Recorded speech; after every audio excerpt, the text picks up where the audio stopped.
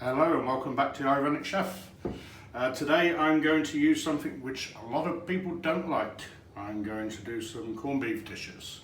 The whole idea is for me to show you what can be done with basic ingredients in your cupboard.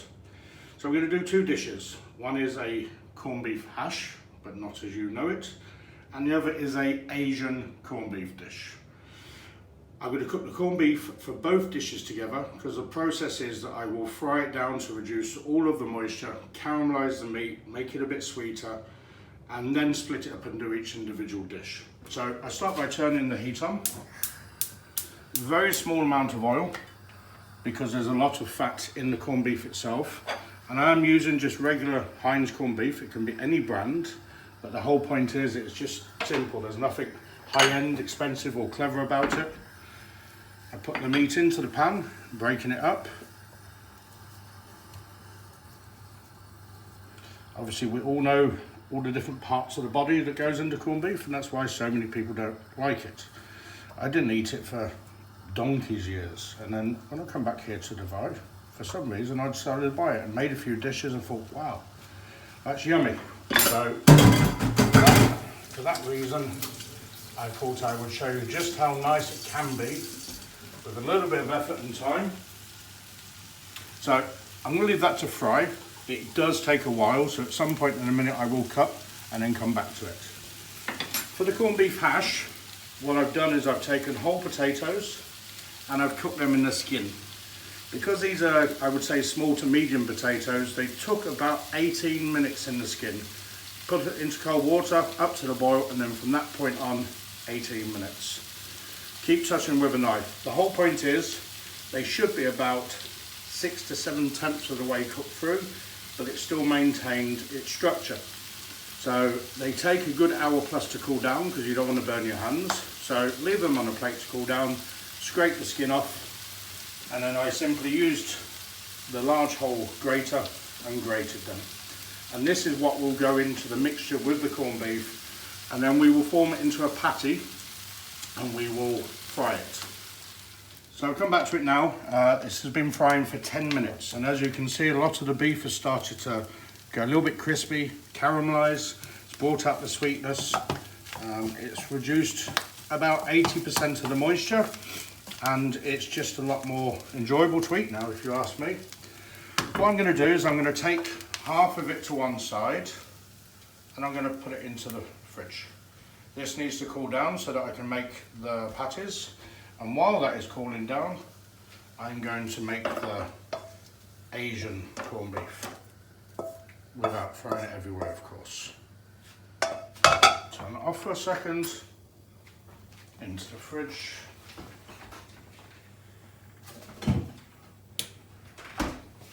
Okay, give this a quick clean.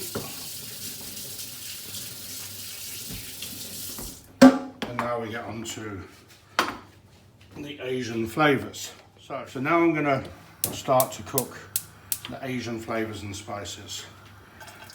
I want to get the ginger into there. Just got it a little bit just because it's sat in the fridge, but it's still perfectly fine and fresh. There's about a dessert spoon there. I'm putting a teaspoon of red chillis in, relatively hot chillis, small amount of them, so that you get a nice vibrant heat coming through from this. Just cook them for a minute, they don't need too long. And then we will add the garlic. We will go with 2 teaspoons on that. Again, I love my garlic. Touch more oil, we just don't want it to catch. And for me, as a non-Asian, these are the fundamental 3 ingredients in Asian cooking, and the 3 ingredients I like to use most of the time. I'm going to cook that just before the garlic starts to colour. Sometimes I'll cook it more if I want a toasted flavour, but this event I don't want that. I just want it to be just at the point. I'm going to put corned beef back into it.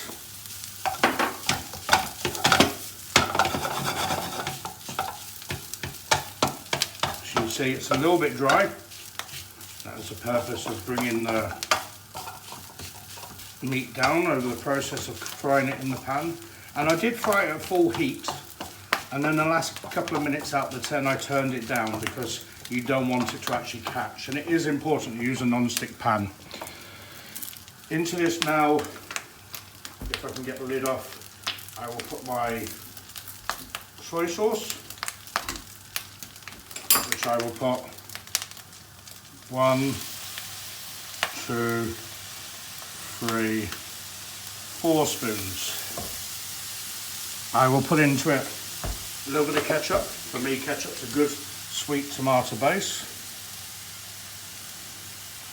So 1 spoon of that. Worcestershire sauce. Asian cookery, Thai cooking, they use fish sauce. For those who don't know, Worcestershire sauce is made from anchovies. I love the way that it seasons a lot of things, and I use it a lot.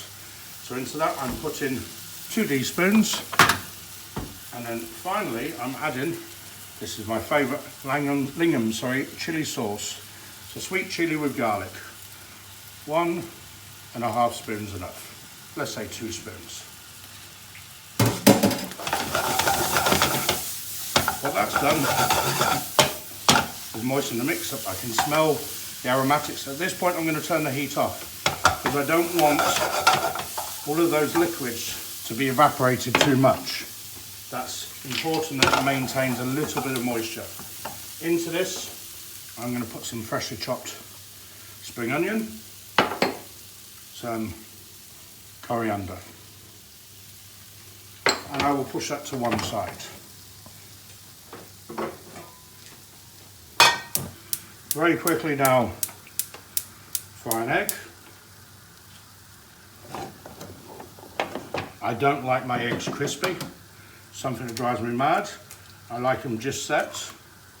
No egg, no shell in there. And all eggs should be nicely seasoned. And by the way, I haven't put any salt or pepper, but especially salt, into the corned beef, because as you reduce the liquid from it, it becomes more salty. And what I don't want is something that's over salty and not possible to eat it. So I take my plate out, finish mixing these ingredients together. It's nice and fresh and vibrant. Turn the heat down on the egg now. Here's some rice I cooked earlier, and this is just simply a basmati rice, which I used 1 part rice to 1.25 water. I brought it to the boil, turned it down to a low heat, and cooked it for 12 minutes. It's as simple as that. It's one thing we don't actually really learn how to cook rice in the UK because it never used to be one of our main staples. But it is, for me, important to get the rice nice and fluffy. We put this mix on top of it. We pick up our egg, hopefully without it breaking. And there you go. Awesome Asian corned beef, fried egg, nice fluffy basmati rice. Gonna go and eat this now. I'll be back in a minute and crack on with the other corned beef hash. So we're back now to do the corned beef hash, my version of corned beef hash. I've started by taking half an onion, roughly chopping it, not too fine but not too coarse. Into that I put 2 teaspoons of chopped garlic, and then I put into that half a mug, like a coffee mug, 100 ml of Worcestershire sauce. The onions and garlic are fried without colour, soft, very low temperature, so they do soften, and then in with the Worcestershire sauce and reduce it right the way down until you can see there's no liquid left, or very little. As I need to work this in my hand in a minute, I'm going to put it into the fridge to cool down.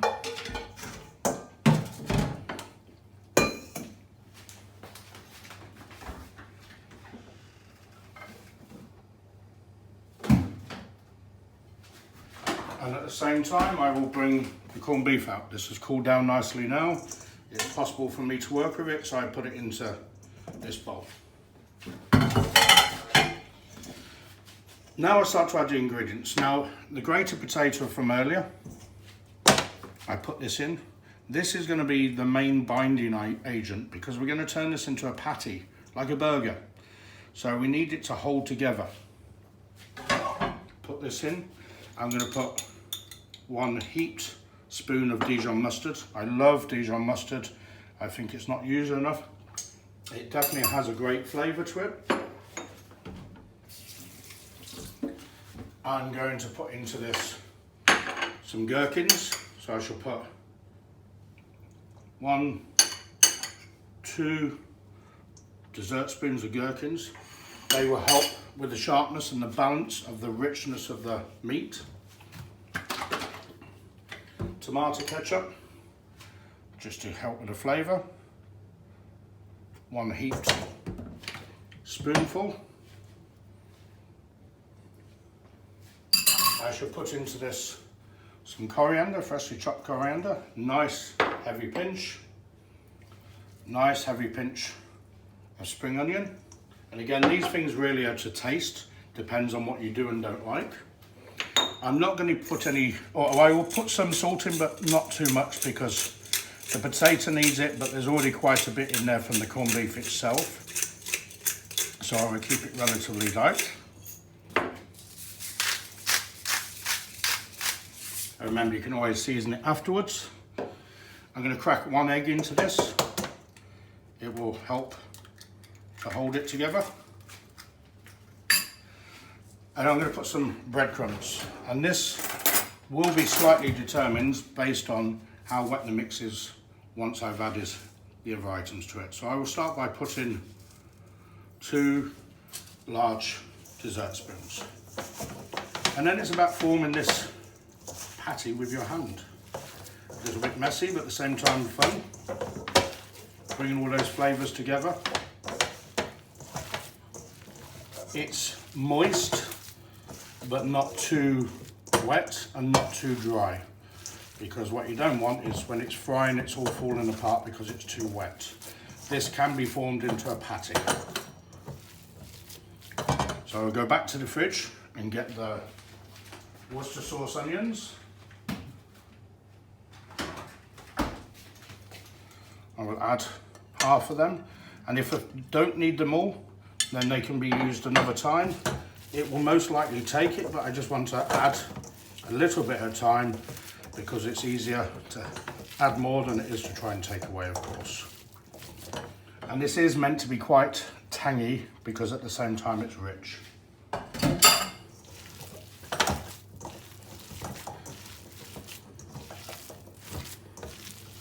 You see that forming now? And the beauty of this is, as you fry it, the potatoes will caramelise, the meat will caramelise, and you will get a nice crispy outside.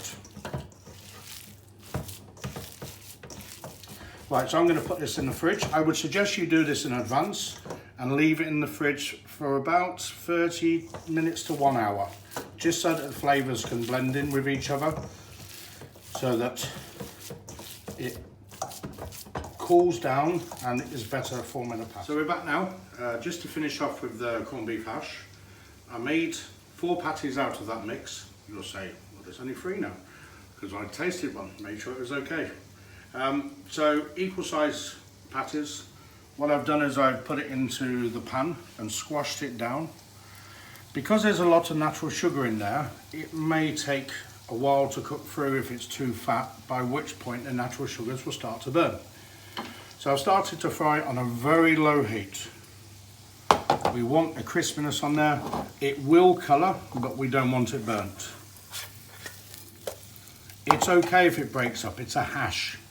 But as you can see, it's starting to caramelise nicely. Have a crispy outside from the sugar, from the potato. As I said earlier, the potato's 6 to 7 temps cooked through. So this final piece makes it nice. When I taste it, it's got that really nice zingy taste from the onions and the Worcester sauce. If for whatever reason you don't like Worcester sauce, you can use HB Daddy's sauce instead. You don't have to reduce that down, just add that at the same time when you're adding the ketchup. The same as if, you know, I know people who don't like mustard or are allergic to it, don't like coriander.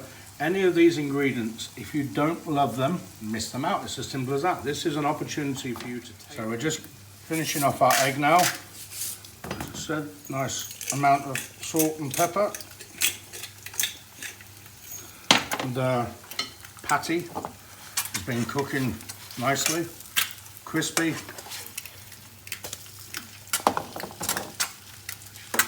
don't want this egg to cook too much, so we'll just turn the gas off now. I like mine nice and soft. Turn this up for the last minute. We will put this onto the bigger heat now.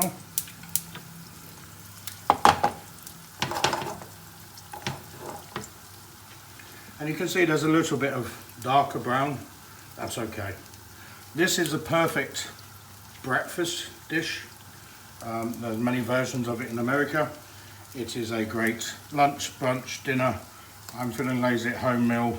Serve it on its own with the egg, with bread.